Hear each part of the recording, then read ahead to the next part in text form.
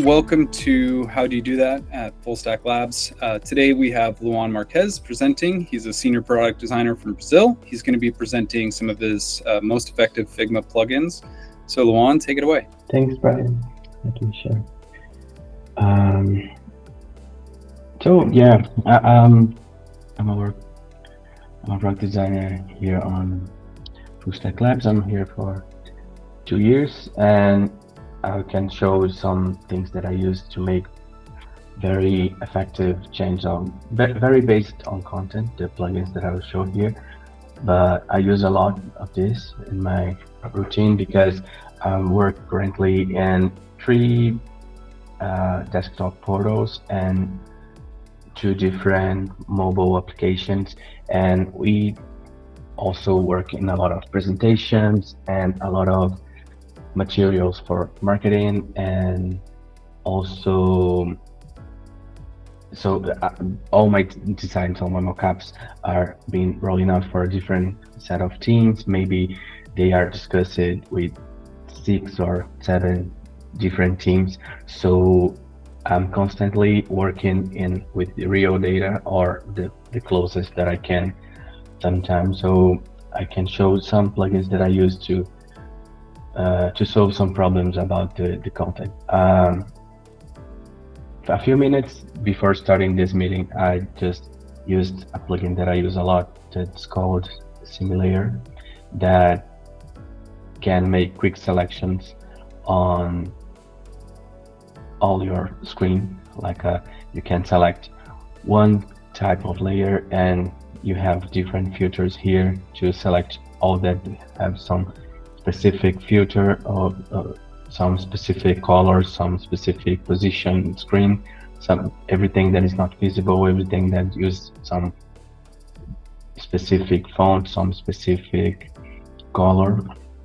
So a few minutes before we start here, I just used this plugin to hide the client logo, so because it's kind of sensitive data. But I would use this Similayer plugin a lot because we have different flavors for the product.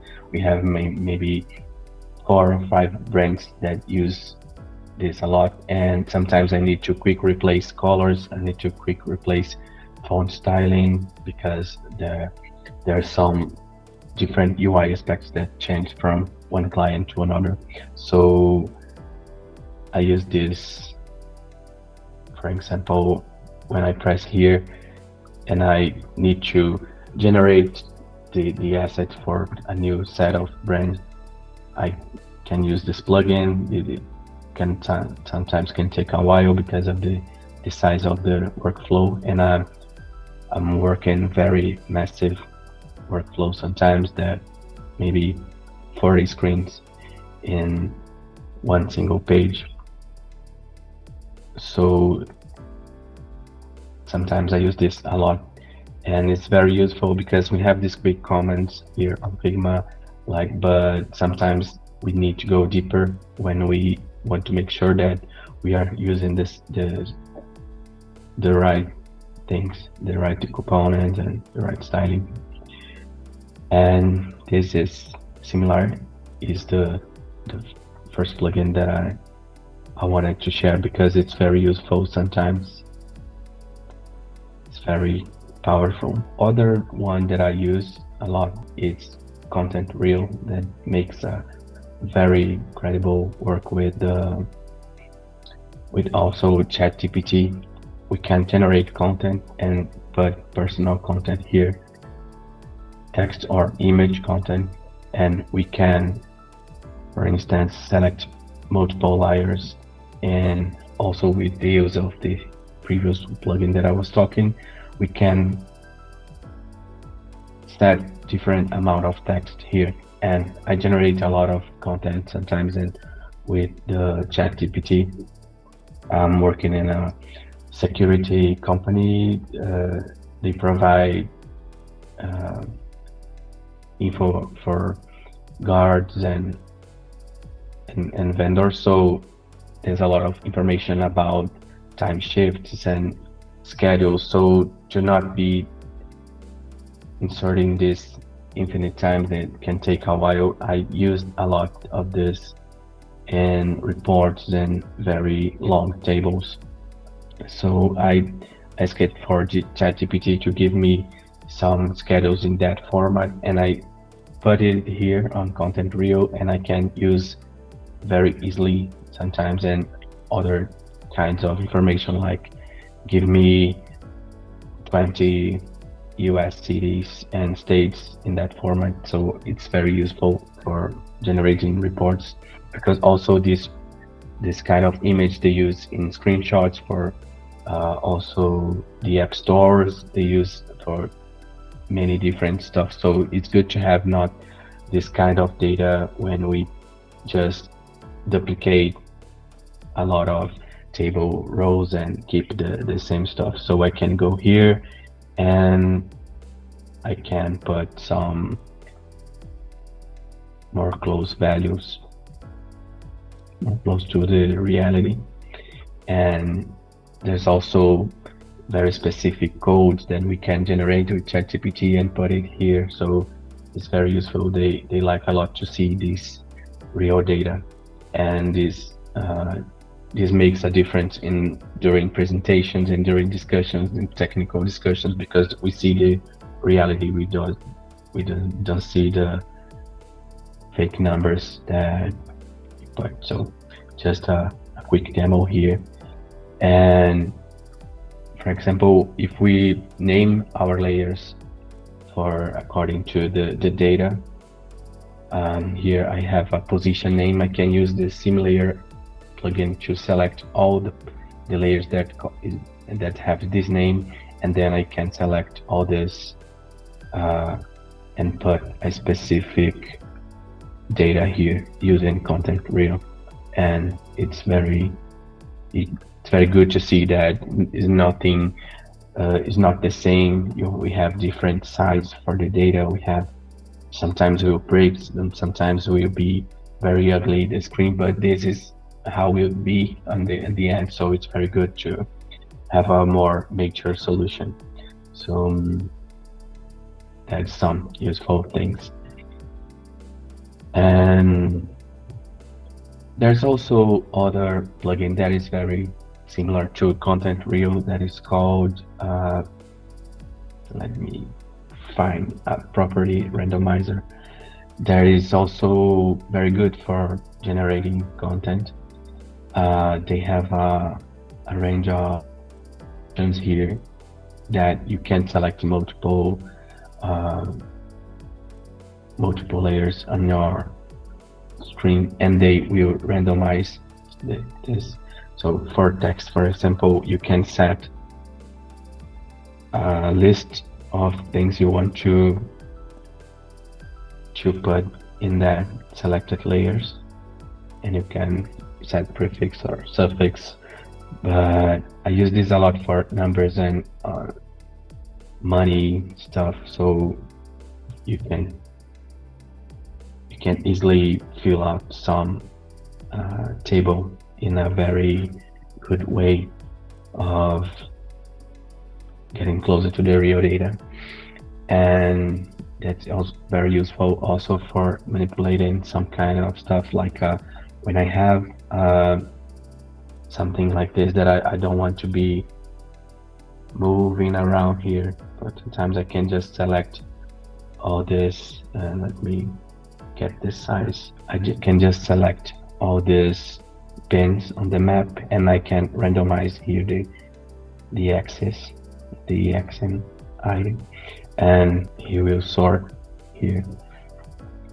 Sometimes it can be it can seem that I'm lazy. I don't know.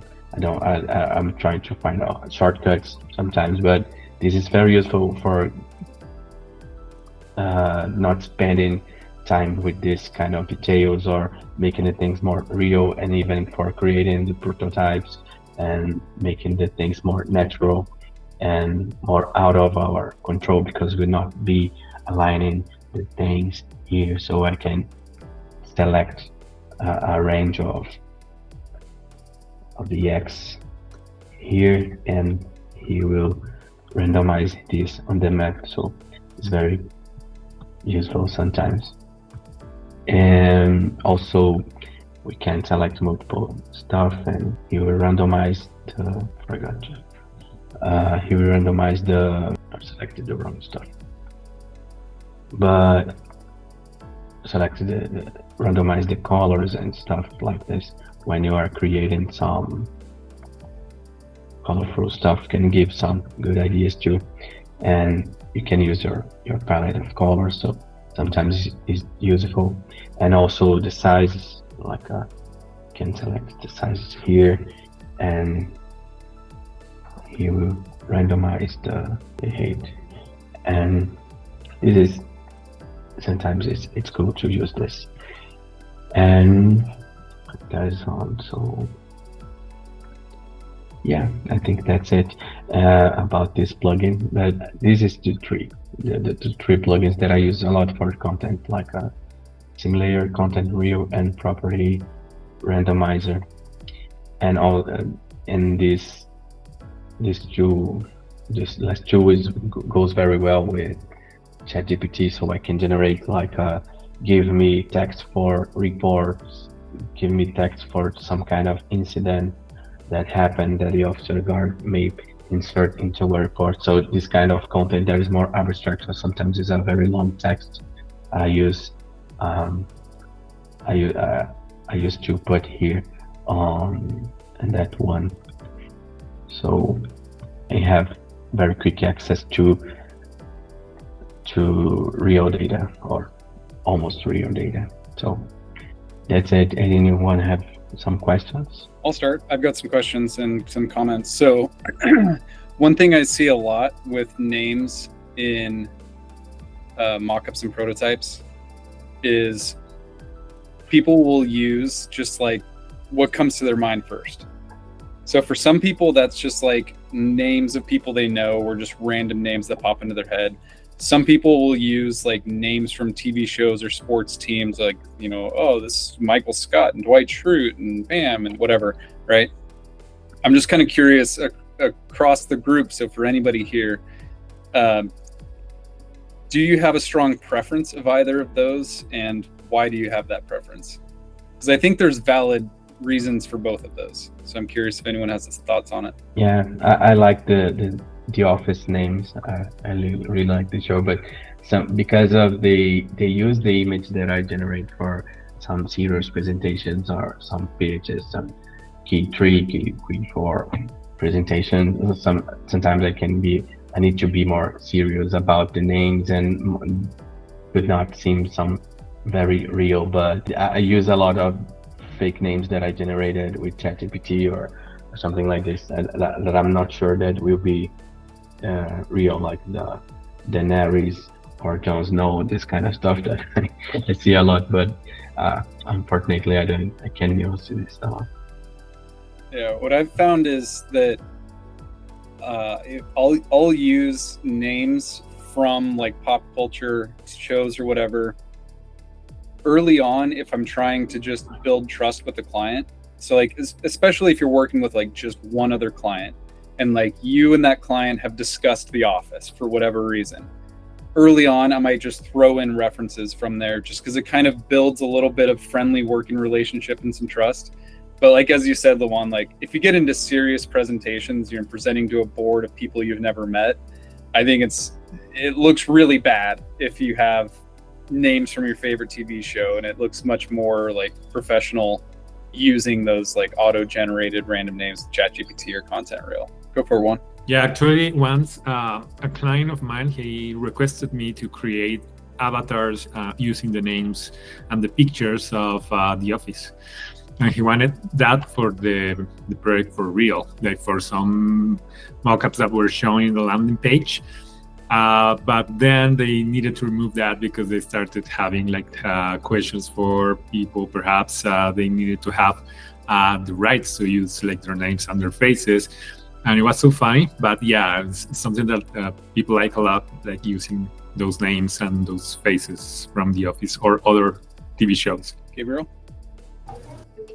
Yeah, so I think everyone, not everyone, but most of us have learned from a hard way how not to use some names and some pictures, right, in designs.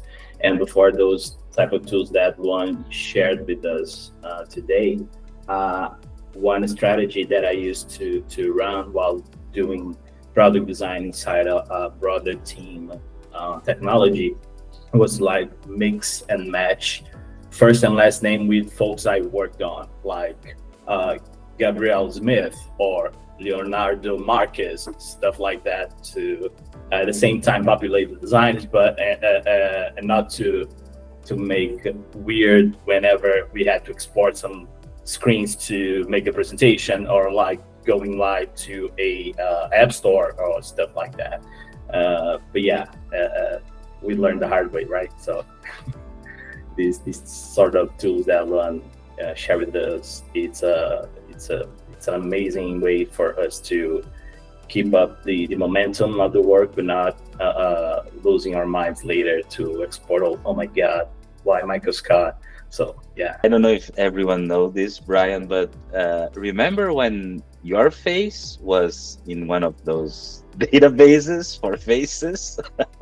Yeah, UI faces. Yeah, UI faces had Brian's face.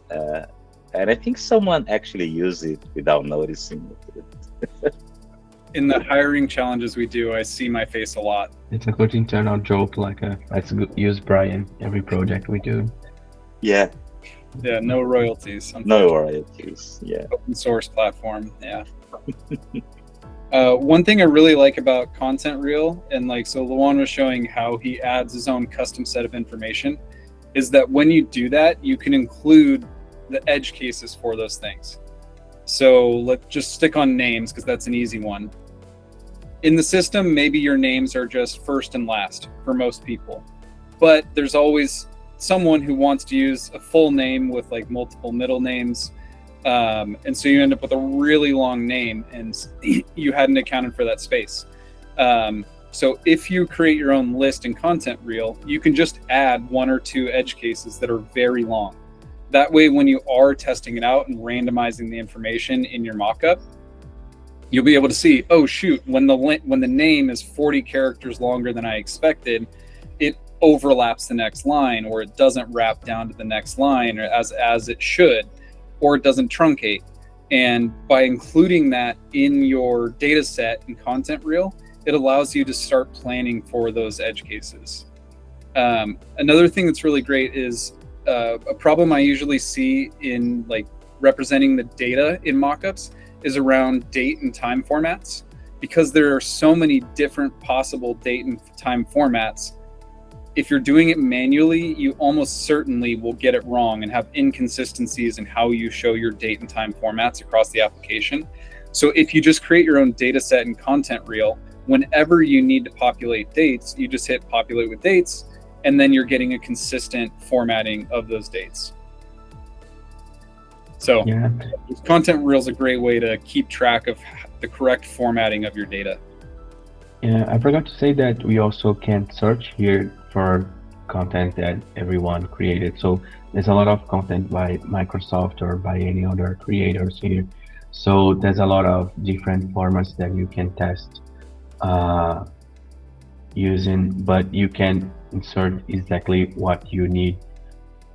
And this is when ChatGPT is very useful for if you have a very specific format and you don't want to spend time generating this list, but you can search here by content that anyone created, and you have different formats to test, and it's very, very good. And your developers and your project manager will love you, because if you have inconsistent formats of the data, they're going to need to ask and they're going to need to make the decision. So if you're just able to get agreement from whoever is responsible for the data on a date format or an address format and standardize that, then when they go to build out the feature that you're working on, they'll just know that's the correct format because it's used consistently throughout. Yeah, exactly.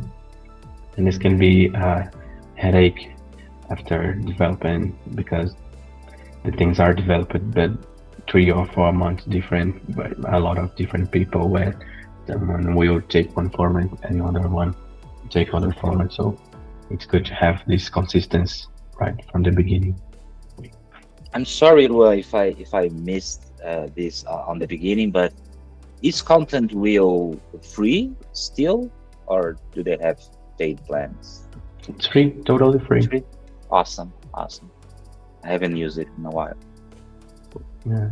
I don't use a lot this image feature, but you can also have this possibility of filling out avatars or maybe maps if you want to. There's a very large database about this, and you can create your own or flags too. So it's very good to have this random data. Does it? I'm sorry as well if I missed that in the beginning for the introduction of the app. But are there any like of constraints that people have to be aware of before using the app? Like you must have the text field inside a particular component, or the shapes that will hold the avatars must be grayed out. I don't know, any constraints that people should be aware of before getting their hands dirty in the plugin. No, absolutely no. You can select all the text layers, and let me get an example here. You can select all the layers you want to, and select that. There is no constraint about this. It's just the type of the layer. Text will be filled with text, and frames and vectors will be filled with images, but it's totally free of the constraints. Brilliant. Thank you. Well, Luan, thank you very much for sharing those. We'll include the links to each of them so you can find them and try them out. Thanks everyone for joining. Have a good rest of your day and take care.